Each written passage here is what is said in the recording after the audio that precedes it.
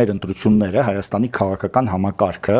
բոլոր տարիներին, այդ թվում եւ առավել եւս վերջինս սահմանադրական փոփոխություններից հետո ստեղծված է խորհրդարանական համակարգը, չի ենթադրում քաղաքական դաշտում այլ բևեռների արտահայտություն, հա, միշտ կա իշխանության բևեռը եւ ընտրությունից ընտրություն ժամանակավոր խմորումներ են տեղի ունենում, ժամանակավոր միավորումներ եւ այդպես ժամանակավոր ընդդիմադիր բևեռներ են հայտնվում, որոնք ձախողվելուց հետո անմիջապես ոնց որ վերանում են։ Այս պայմաններում ովքեր են խաղում ընդդիմադիր դաշտում։ Մեր բոլոր ընտրությունները եւ այս ընտրությունները նույնպես պետք է համարել փողի ընտրություն։ Խաղում են մեծ փողերը, մեծ փողատերերը։ Դրանք հիմնականում կամ նախկին իշխանություններն են, կամ ինչ որ օլիգարխներ, տվյալ դեպքում ամենախոշոր խաղացողը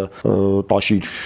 Սամվել Կարապետյանն է, կան նաեւ ավելի փոքր, անգամ մարգինալ խաղացող լինելու համար դարձյալ ինչ որ փողեր են պետք։ Այսինքն մնացած բոլոր դեպքերում որևէ այլ քաղաքական շարժառիթով մասնակցության հնարավորություն չկա։ Իրականում բոլորը խաղից դուրս են, բայց ամենակարևորը մեր ընտրություններում խաղից դուրս է հայ ազգը։